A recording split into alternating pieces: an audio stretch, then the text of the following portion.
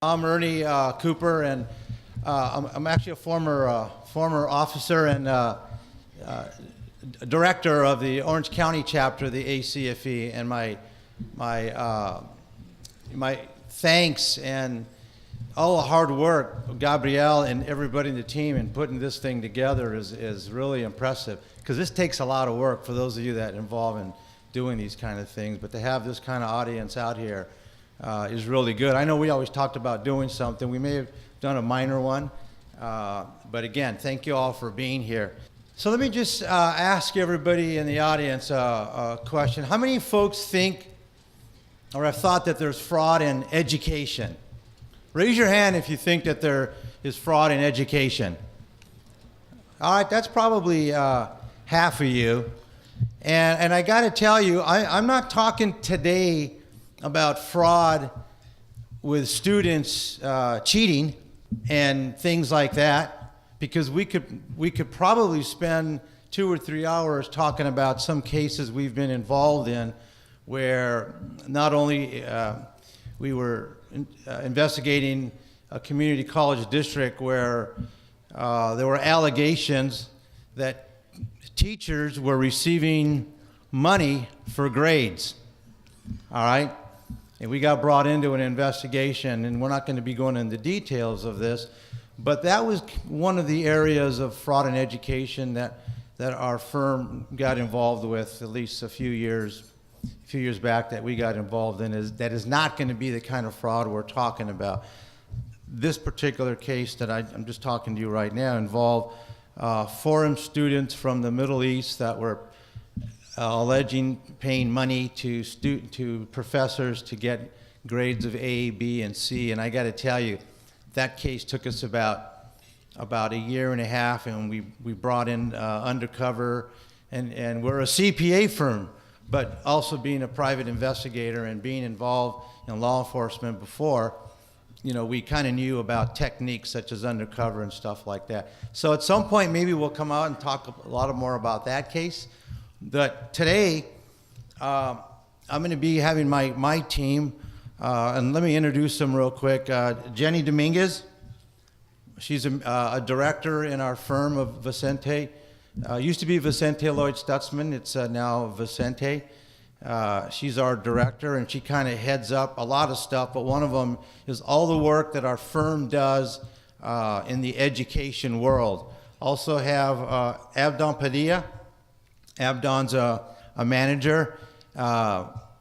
They're also CPAs, and Abdon is not only works in our education forensic services team, but he's also was as an auditor and has seen the education from the audit world. Because our firm, Vicenti, we've been around 65 years, where we do a lot of different things. Based in Glendora with an office in Los Angeles, we do a lot of work in the education area, in addition to other areas, commercial businesses, municipalities, not-for-profits. And then we have Anna Rodriguez. She's also a manager, CPA, who has done audits in the education world. And it's going to be a team effort, because we're here all day, and I could stand up here and yak, those that know me, for 2, 3, 4 hours about different things. But we want to really give you some information about cases that we've worked and things that are going on in the education world. There's going to be a slide in here, and I want to just briefly talk about, it's going to be slide 14, of the areas of fraud in education. You're talking K through 12. You're talking community college districts. You're talking county offices of education. And you're talking, charter schools. Charter schools is a big, big deal. And within those particular areas, there's components within it. For example, within the community college district, you have foundations, you have art departments, you have athletic departments, you have football programs, football coaches. I, coached and played sports, and my kids, and I was involved in boosters and things like that. But I'm going to tell you, there's a lot of stuff that's going on in this whole booster football world. Good people doing, we're all CFE types, good people making bad choices, and then there's fraud. Newspapers within community college districts and K through 12, where the cash handling procedures are so poor that folks are taking money. Government, credit cards used by individuals, procurement cards, that's ripe for fraud. Those are, employee compensation. We've been involved in investigations where we're brought in by legal counsel, and as Hannah said earlier, she talked about all the issues with investigations. We typically are brought in by legal counsel, and we'll work at the direction of legal counsel. Had a couple of cases recently where there's allegations that the superintendent, come on, superintendents, these are the highest level of education, are allegations that they are personally benefiting. They're receiving benefits outside of their employment contract and intentionally receiving these personal benefits, because as we get into it, we find out maybe they had some kind of a pressure, the old fraud triangle. As we dig deep, you realize there was some kind of a financial pressure going on that nobody knew about, and the allegation was that the superintendents were receiving additional benefits, or maybe using that education credit card for their own personal use. So in any event, our firm, our team at Vicenti, we're a forensic services team. There's about 10 of us. We do stuff besides education, but we probably could be busy with education on a full-time basis. So again, at this point, what I want to do is I'm going to start off with Anna Rodriguez. Come on up here. She's going to kind of give us some basic foundation about the trends in education, and then Jenny and Abdon are going to get into some specific examples on cases that we've worked. We're not giving any names out. Some of these things are in the newspaper, and I think there are links to those, but we'll keep it very generic. So at this time, I present Anna Rodriguez.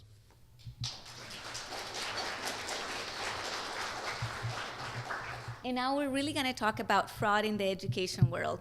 And sometimes we might be thinking, well, in the education world, how much fraud can there really be? They have good internal controls. They are massive organizations that are well regulated by the government. So how much fraud can there really be? And I know everyone in this room, we're very familiar with the report to the nations. And if you look at this graph, education is the sixth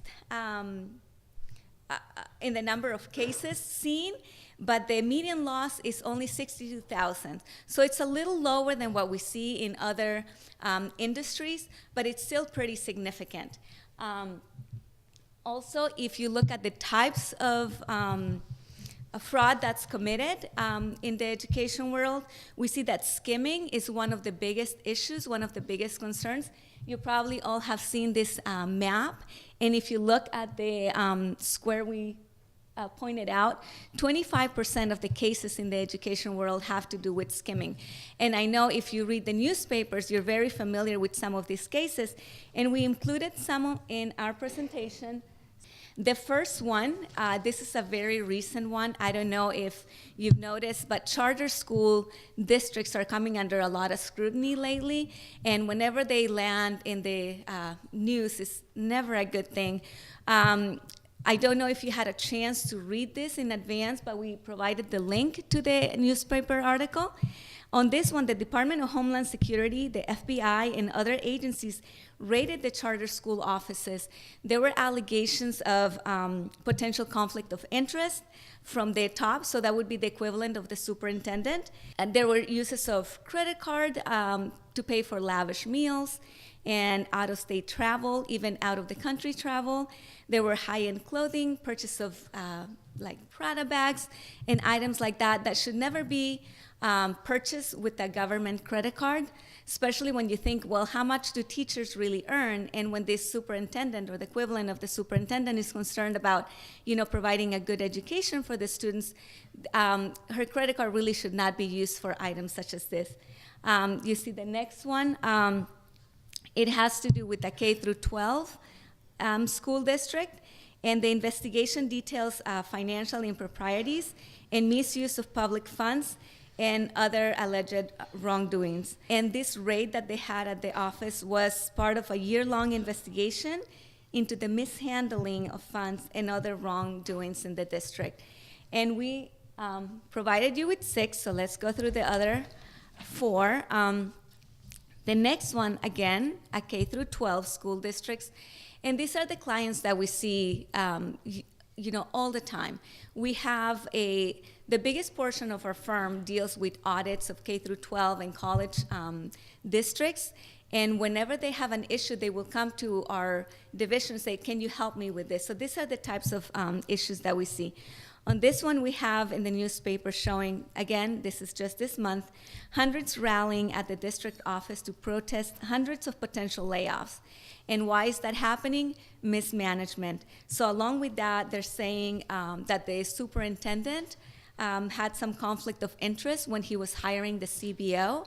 And at some point, the CBO was investigated, and his resume had certain embellishments that didn't really hold up. He's still the CBO. If you're interested, you can click on the link and read the case.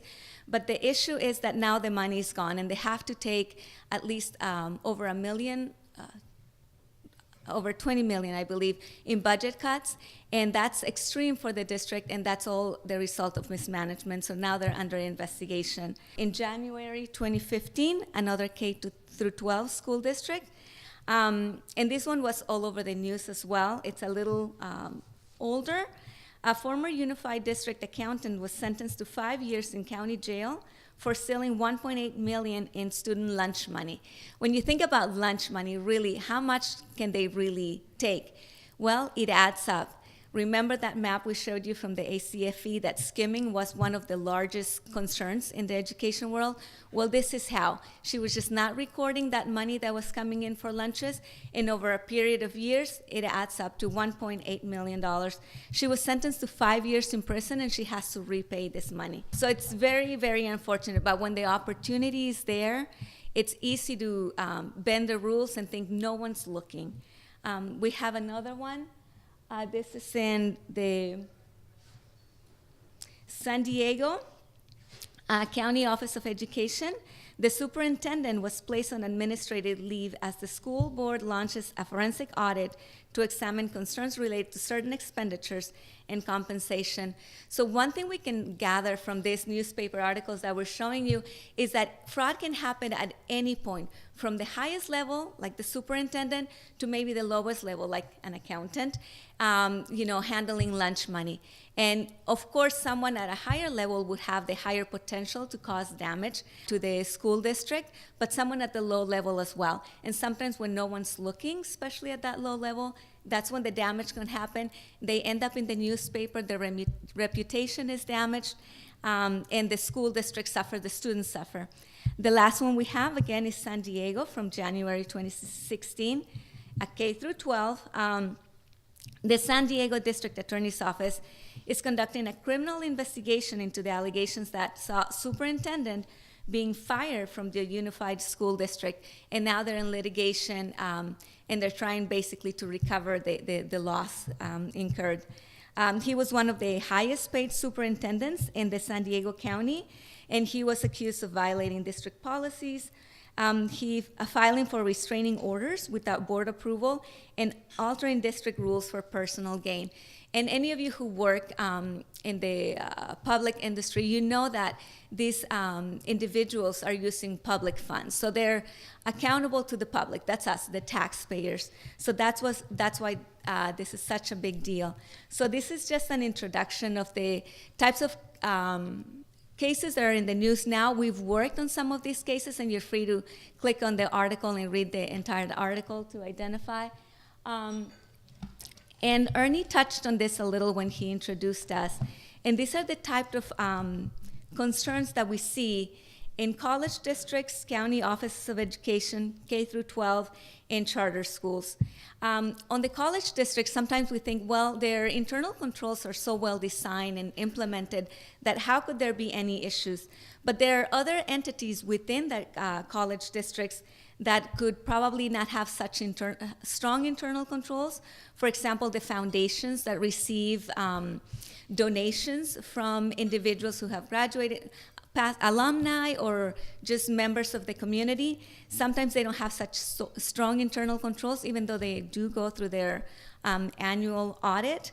Our departments, as Ernie mentioned, we've been involved in a couple of those cases where the professor thinks, well, I have the liberty, I am an artist, so I don't have to worry about a budget, I don't have to worry about internal controls. And you can read the rest, K through 12. Again, we have the ASBs. Those are the ones who end up in the news too. Or football programs, credit card, gas cards, we've seen that a lot. For example, the superintendent will be given a gas card and told, well, you can use that for business purpose. Well, you can see all kinds of travel, vacation travel, totally inappropriate. For charter schools, again, they're coming under a lot of scrutiny lately, and these are the areas that we've seen the most issues with. And with that, we're gonna move on to one of our first case studies, and Jenny is going to introduce that, and here she is.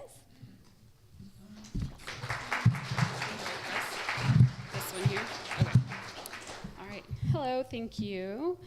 This first case study, and I apologize because it does look like some of our bullets are getting cut off on the bottom, but this is a K through 12 school district bond program. So this is an investigation, forensic accounting type project that we worked on for roughly a year. It was quite an extensive project. In a lot of different aspects to it. I'm going to touch just on the surface and go through a little bit of what the project entailed. A lot of the information on this particular case is public. Our report is actually public, but just to kind of not highlight a lot of attention on this particular school district, we're not naming it at all in our slides here today, and we won't be saying the name, but it is one, I guess if you did enough Googling, you could probably figure out who it is. But our report was public. We were brought in, I think our report was something like 350 pages plus exhibits, and just a lot of different aspects to look at. But what it was related to is their bond program. How many individuals here are familiar with school district Prop 39 bonds or general obligation bonds? If you live in a city where your district has passed one, okay, a couple hands went up.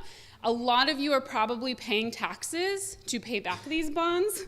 And so one of the things we've noticed recently, and I'll go through some of these statistics, but a lot of districts, whether it's K through 12, community colleges, they're passing a lot of bonds. And in order for them to improve their facilities, it's their capital improvement program. Prior to 2001, districts had to get a 2/3 vote to approve, 2/3 approval to pass a bond measure, a local bond measure. And so at that time, more than 40% of bonds failed. Then in November of 2000, California voters passed Proposition 39, which lowered that approval threshold to 55%. So the proposition also imposed some additional restrictions on the allowable amount of the bonds that could be sold by a district, and also added certain accountability requirements above and beyond this typical bond that they sold. And then the districts have an option of seeking either a 2/3 vote, the higher approval requirement, and not being under the additional requirements, or they can do the 55% approval, but they have to make that decision at the time that they put the bond on the ballot for voting. And then depending on if it's passed, then they follow the requirements accordingly. Since 2009, so that proposition got passed in 2000. I think the first issuances we probably saw was in 2001. But since 2009, the approval rate of district bonds has increased from 50% to 90% in 2015. In 2016, just last year, 209 districts in California passed a local bond measure. That was a 94% approval rating. These bond measures total $28.5 billion. So that is a lot of money. Now, the districts don't necessarily issue all of this money at once. So you have districts that will get a bond measure passed for a few $100 million.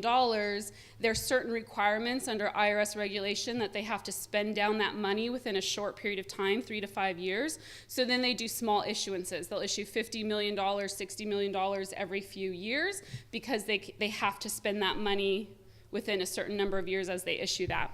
But that $28.5 billion is basically spending capacity that these districts have now since these bond measures have passed. So it's a huge influx of money for districts, and many districts are just not prepared with how to run a successful bond program. They don't have the staffing to do that. They're in the education industry. They're not in the capital facilities improvement and construction industry, so they often don't have the experience. So they rely a lot on either outside service providers to help them through this process, or hiring experienced individuals that they bring in internally to really run these programs for them. So in comparison, when you look at that $28.5 million that was passed just in 1 year, from 1996 to 2006, which was a 10-year period, voters approved about $100 billion in bonds over that 10-year period at the state and local level. So that it's just a significant number. Almost a third of that amount that got approved in 10 years was approved in 1 year, and that's just at the local level. So it's just to help you understand the magnitude of the dollars that are being dealt with in these programs. So the case specifically that we worked on, a whistleblower came forward with allegations regarding the district's bond program. Their bond program was more than $1 billion. I think they had about 4 or 5 bond measures that got passed in about a 15-year period.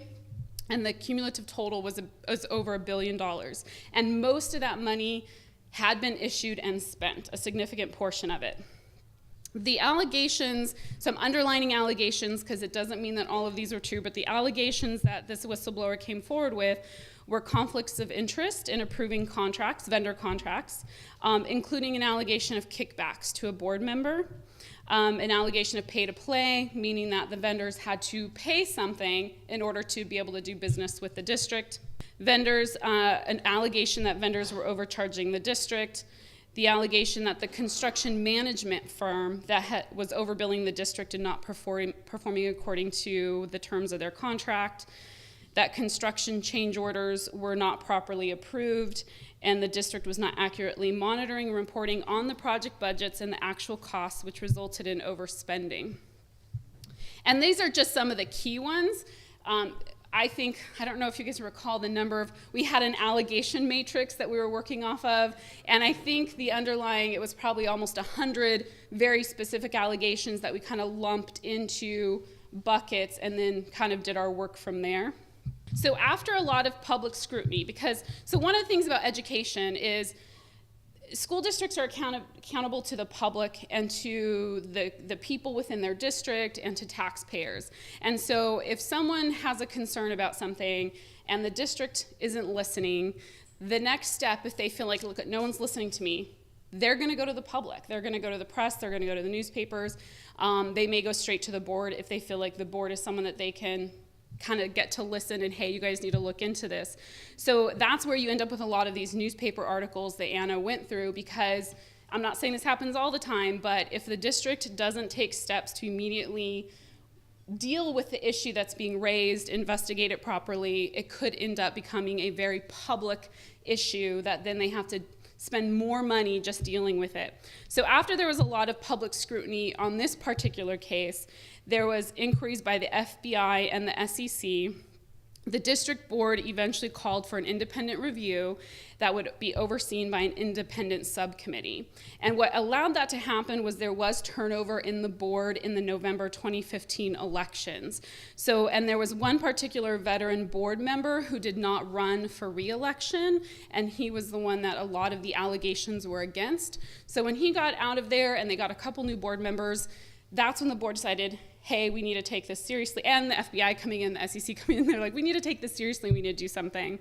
So they set up this independent subcommittee. It was made up of 2 board members and a member of what they call the Citizens Bond Oversight Committee. The Citizens Bond Oversight Committee if you pass a Prop 39 bond, one of the requirements is that they set up the district has to set up this independent committee that cannot be made up of district employees or district vendors. It's made up of taxpayers, senior citizens, and they volunteer and sit on this committee to provide just like an oversight type position that they monitor and look at what the money is being spent on, because one of the requirements is that the district has to indicate what types of facilities, improvement projects, and construction work it's going to do in its bond measure, and they cannot spend money on anything that's not listed in their bond measure. And so that Citizens Bond Oversight Committee is one of the organizations that kind of helps monitor that. So that independent subcommittee was now, this is not the CBOC, but now I'm talking about this independent subcommittee set up to do this investigation, was charged with hiring an attorney and a forensic accounting firm to review the allegations. And this project ultimately was completed in 2 phases.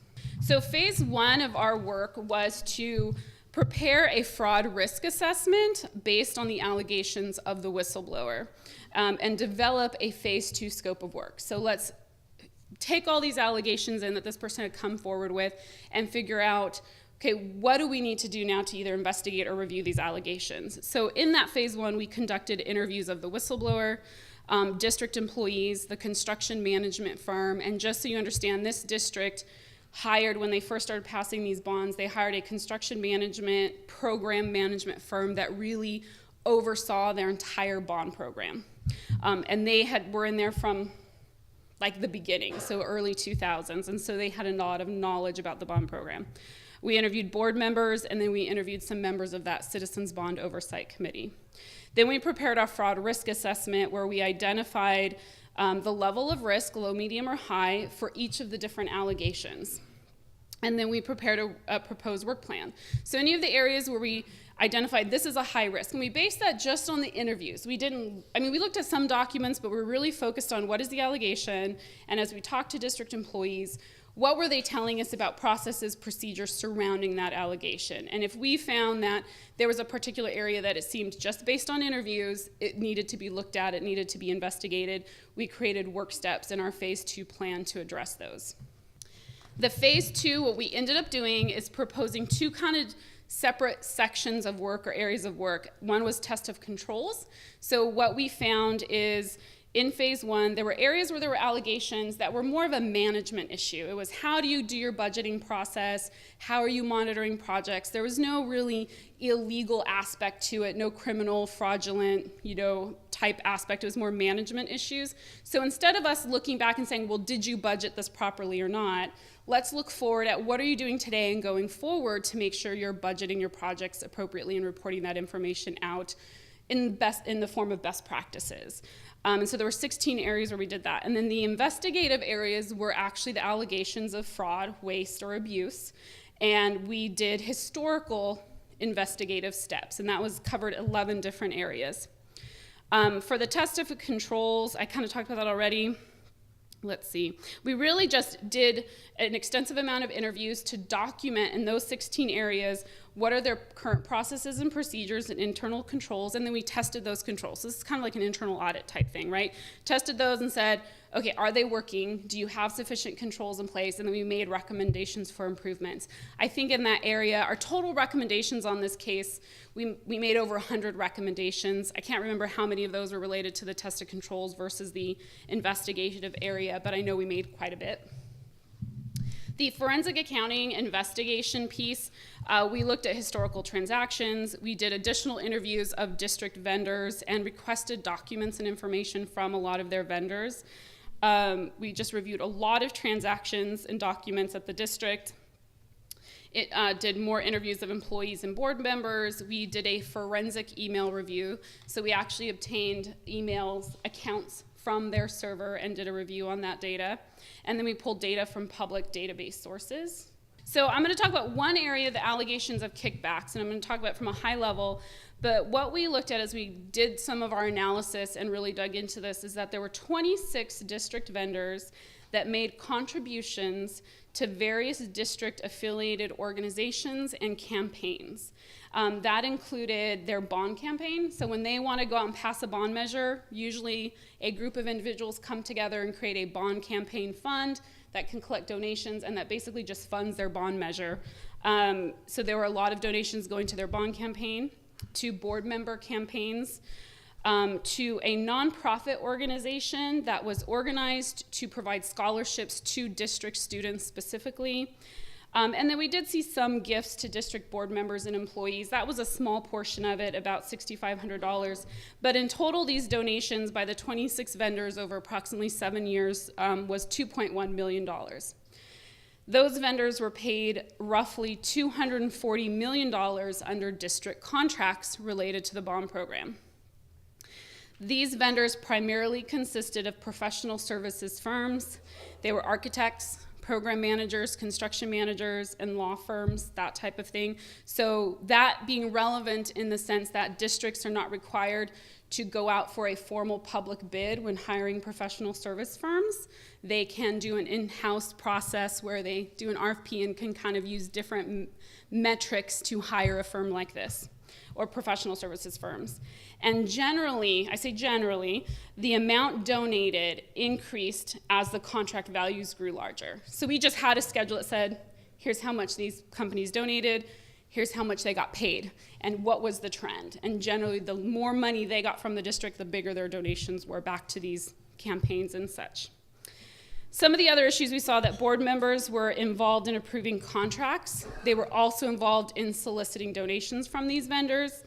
And then the children of 2 board members received scholarships through that nonprofit organization I mentioned that was receiving donations from these vendors. So we're putting together these links of what's going on here, where's this activity coming from? Now, one thing I have to caveat is we didn't have access to personal bank accounts. You know, that's something you can only get if you're getting a subpoena or someone's willing to comply.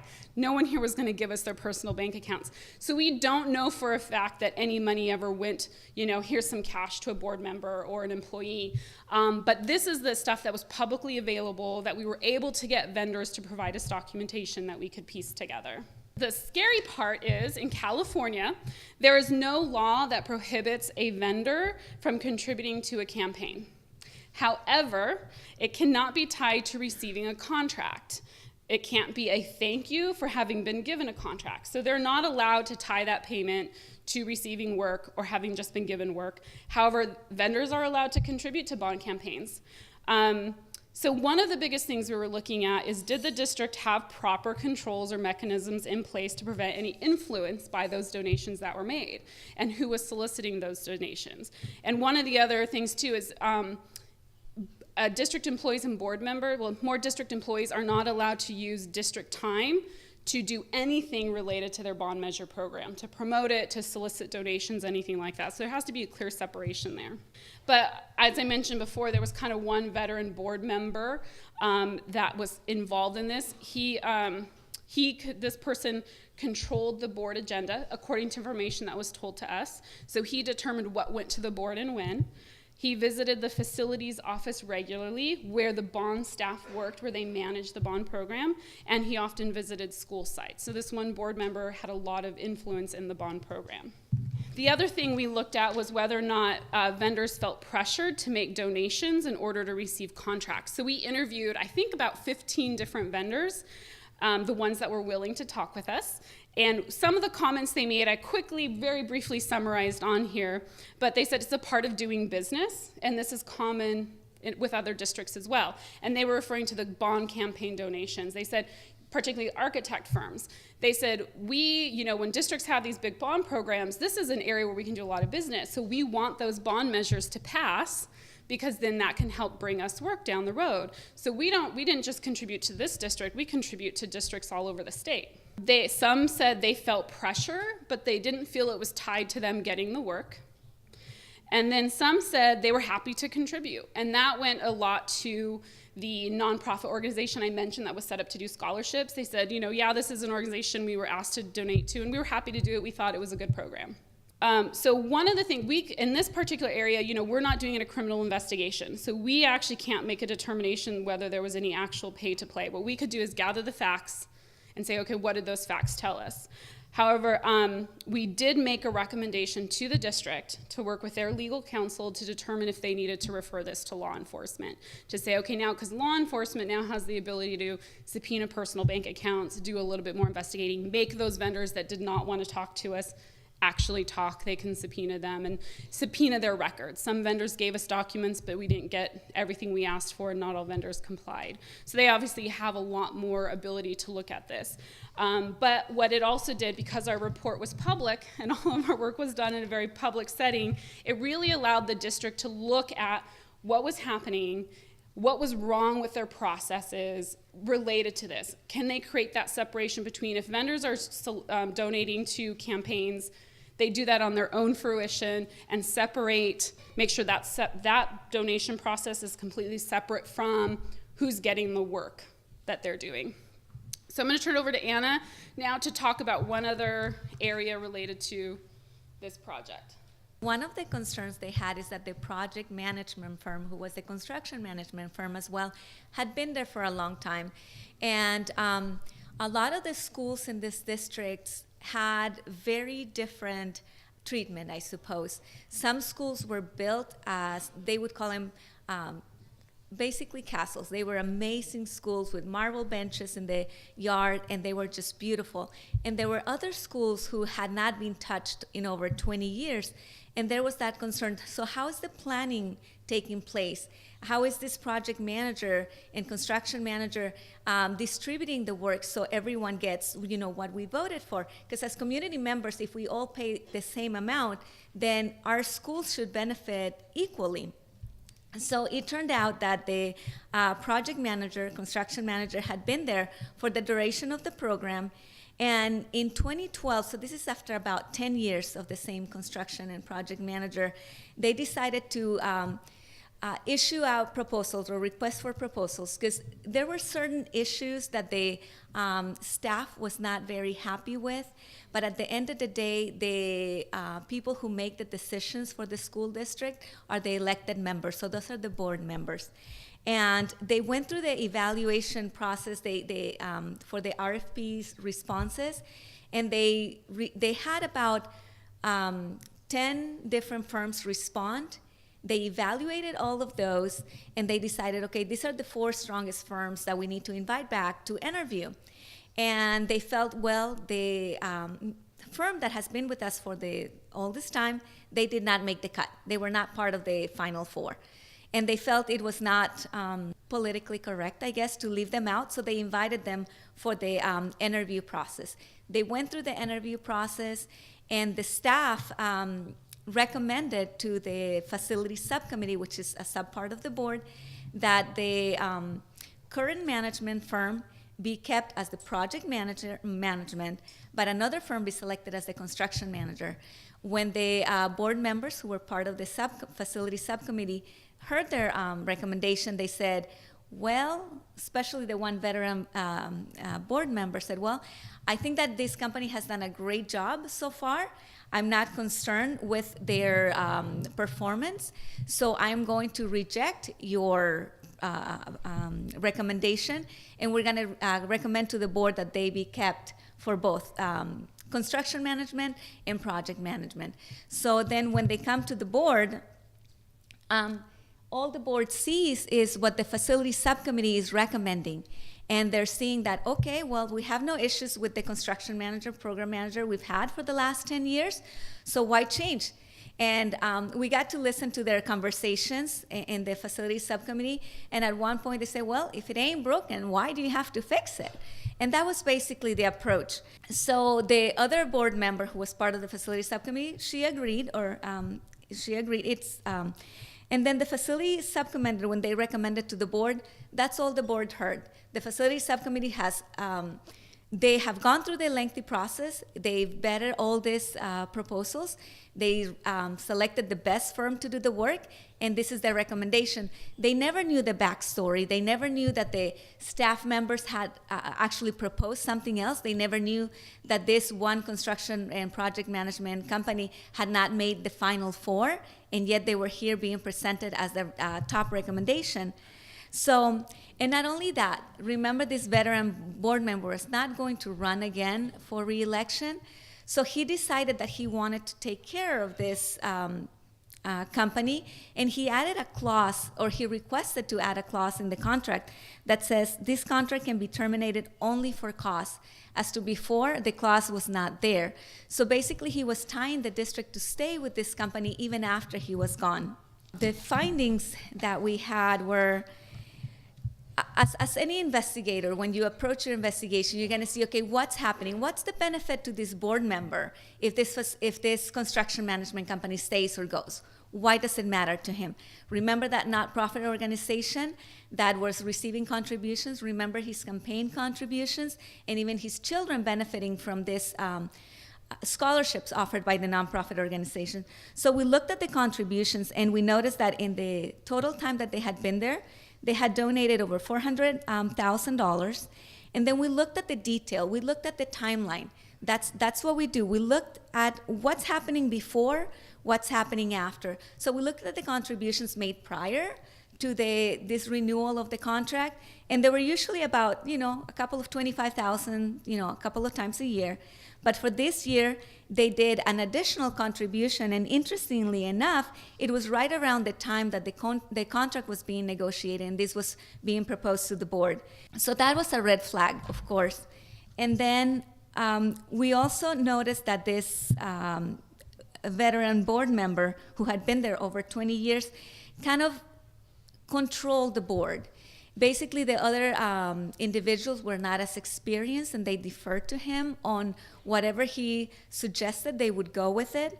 Again, he was part of that facility subcommittee that kind of shielded the board from seeing all the detail that was behind it. And he, of course, was involved in soliciting those donations. And this went to over $1 million to this not-for-profit organization. The board member basically ran the board. And he said at one point, and we heard this in the recordings, he said, "I am the board. That's me." So that was definitely a red flag.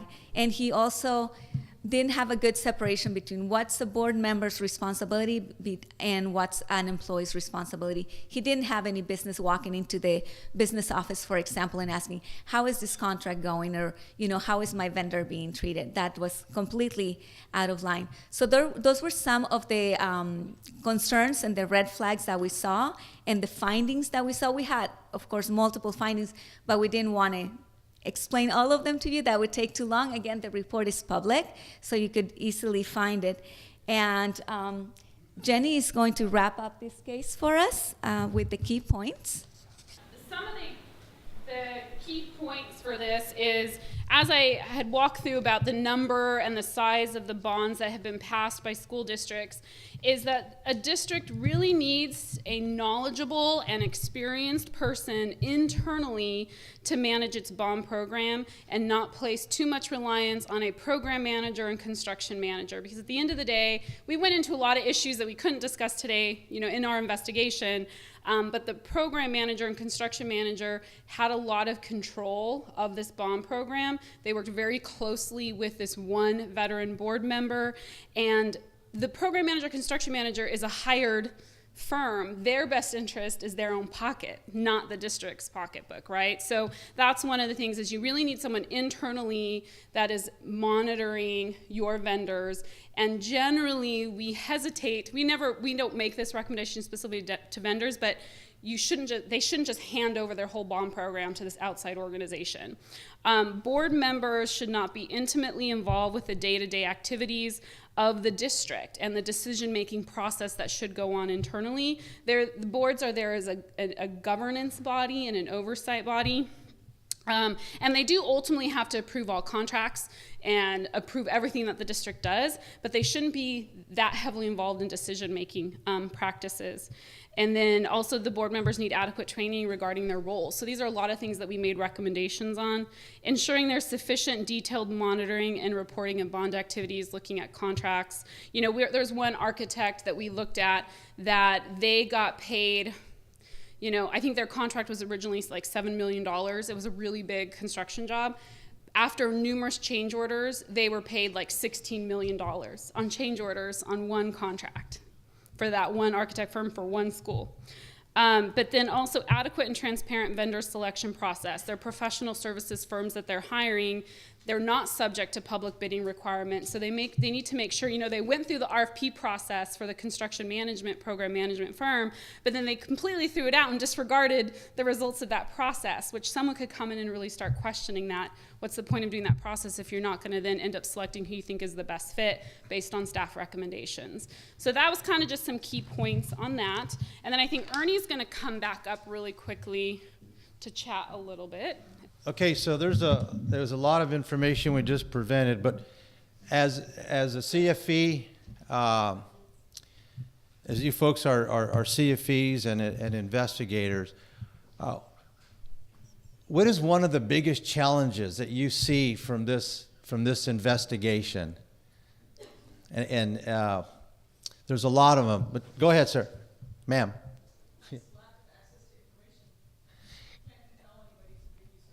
Correct. Because being a former FBI agent, and you folks know that, I mean, I have retired credentials. They don't mean a darn thing. However, you can't compel the vendors to provide information unless there was a right to audit clause. And we had those issues with our attorney. We wanted to get access to vendors' records and conduct interview with certain vendors, but some of the vendors, because this stuff's in the newspaper, what do you think they're going to do? First thing they did was call their attorney. So we kept our attorney and us very busy on the process of accessing records from vendors and conducting interviews. Some were more successful than others. So that was a huge challenge. Any other comments? Yes. Who actually audits the schools every year? Yeah, good question. The school itself has a separate auditing firm that will do their financial audit and also the Prop 39 audits. And that's not us, that's not our firm. And one of the challenges in the very beginning that the board was asking us was, why didn't the auditors catch some of this stuff in their regular audit and in the Prop 39 audit? And I notice in their agenda, I think today or possibly tomorrow, they're going to be talking about that. So that's a good question, and I won't spend time talking about it. But yes, they do have auditors that will, do their whatever their scope is. Ours is a whole entirely different scope. As Jenny talked about, our scope was different.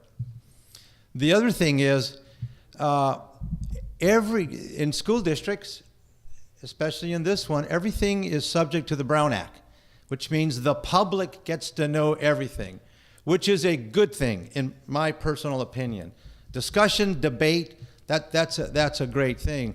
So every document report that we did that was going to go to the board was going to be a public document. You thought that terrorized me. It's going to go public. The other thing is, in the very beginning, the public, the board members, the Citizens Oversight Bond Committee, all these different folks, everybody has their own agenda, right? Everybody wants what's right for them. Some of the folks in the community were not going to be satisfied unless we said that Mr. or Mrs. John Doe committed a fraud and they should be violated or they should be convicted. Now, as a CFE, can we say that? Would I want to say that? I can't, because the scope of our work, I don't have all the evidence. I'm not able to obtain documents and things that we talked about. In any event, we'll be around later for any questions that you may have. And on behalf of the team here, we thank you very much and look forward to a great rest of the day. Thank you.